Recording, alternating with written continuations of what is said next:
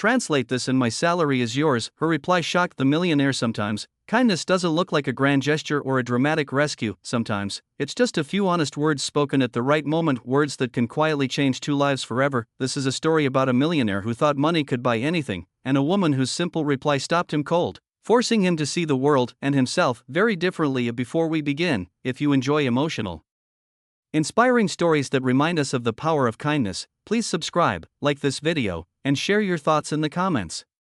You're watching Kindness Story Hub, where one small act can mean everything. Ethan Caldwell was the kind of man people noticed the moment he walked into a room.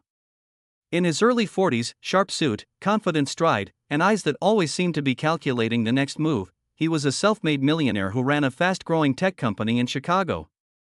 His calendar was packed months in advance. Meetings, flights, deals, his life was measured in profits and deadlines. What Ethan didn't have much time for were people he considered inconvenient. One rainy Tuesday morning, Ethan found himself stuck at O'Hare International Airport. A last-minute business trip had gone wrong. His connecting flight was delayed, and the airline staff were overwhelmed. Travelers filled the terminal with frustration, dragging suitcases, raising voices, checking watches. Ethan sat in the business lounge, scrolling through emails, annoyed.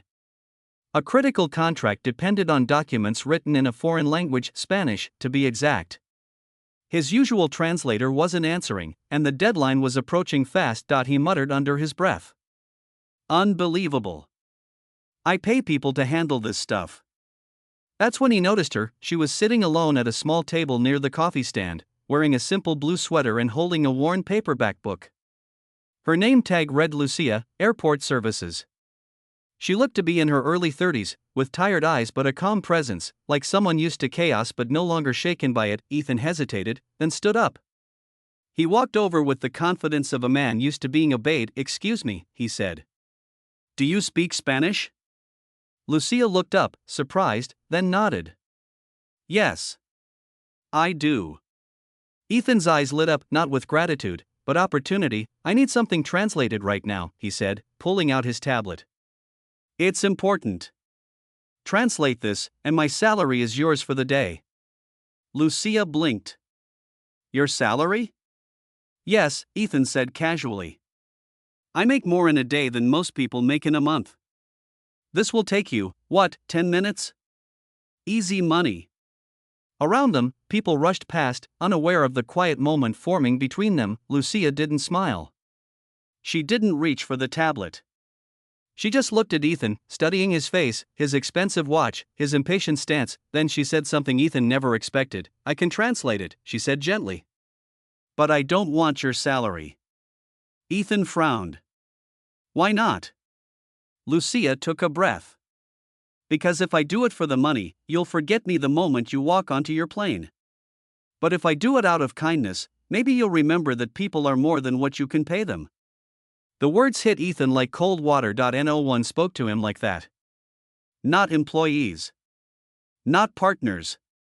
Not strangers. He opened his mouth to respond, but nothing came out. Lucia continued, her voice calm but firm. I work 2 jobs. I clean offices at night, and I work here during the day. I send money home to my mother. I don't help people because I expect rewards.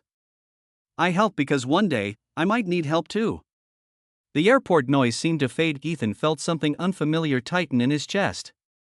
Guilt. Embarrassment. Maybe even shame. He cleared his throat. I didn't mean to offend you. I know, Lucia said softly.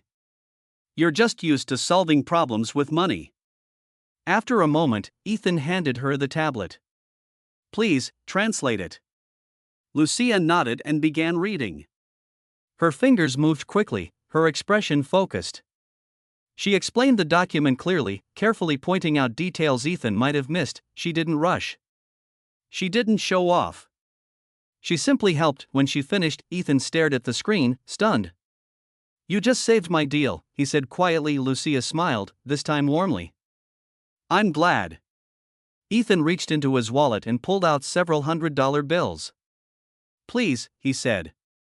At least take this. Lucia gently pushed his hand back.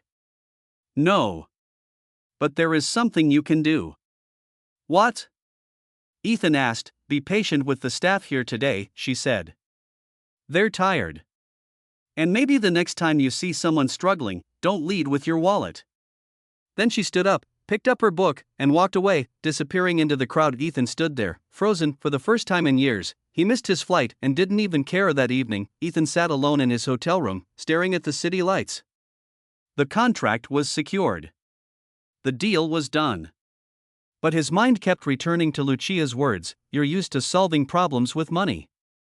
He thought about how many times he had dismissed people, rushed conversations, measured worth by usefulness. He thought about the janitor in his office whose name he didn't know. The receptionist he barely looked at for the first time. Success felt empty. The next morning, Ethan returned to the airport early. He didn't know why. He just hoped, somehow, to see her again. After nearly an hour, he spotted the blue sweater. "Lucia," he said, approaching slowly. She looked surprised, then cautious. "Yes? I owe you more than a thank you," Ethan said. "You didn't just translate a document. You translated something in me." Lucia tilted her head, curious. Ethan continued, "I want to offer you a job. Not charity. A real position at my company. Language support, cultural outreach. Full benefits. Flexible hours." Lucia's eyes widened. "Why?" "Because you see people," Ethan said. "And I need more of that in my world." Lucia was silent for a long moment. Finally, she smiled, but this time, there were tears in her eyes. "I'll consider it," she said. "On one condition." "Anything." "That you keep your promise," she said. "Be kind. Even when no one is watching." Ethan nodded. "I will." Months later, Lucia joined Ethan's company. But more importantly, Ethan changed. He learned names. He listened. He volunteered. He started a fund to support airport workers and service staff, and every time someone asked him what caused the change, Ethan would smile and say, "Someone once refused my money and gave me something far more valuable." Kindness didn't cost Lucia a thing, but it gave Ethan a new way to live, and maybe that's the real wealth we should all be chasing. If this story touched your heart, remember, kindness doesn't need permission, money, or perfect timing. It just needs a willing heart. Go out today and be that moment for someone else.